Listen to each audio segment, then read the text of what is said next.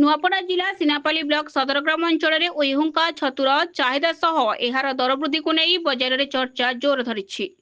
वर्तमान बजार में उइहुंका छतुर दर प्राय 400 टंका पर्यंत पहुंची जमापड़ी।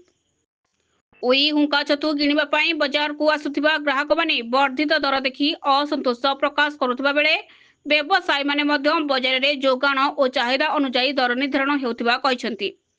अन्य पक्षरे उइहुंका छतु दर हठात वृद्धि पाइबार प्रकृत कारण कौन?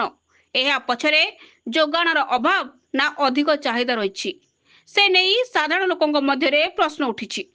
आगामी दिन में यार दर कमिबा किंबा आहुरी वृद्धि पाइब ताहा उपरे मध्य ग्राहकंकर नजर रही।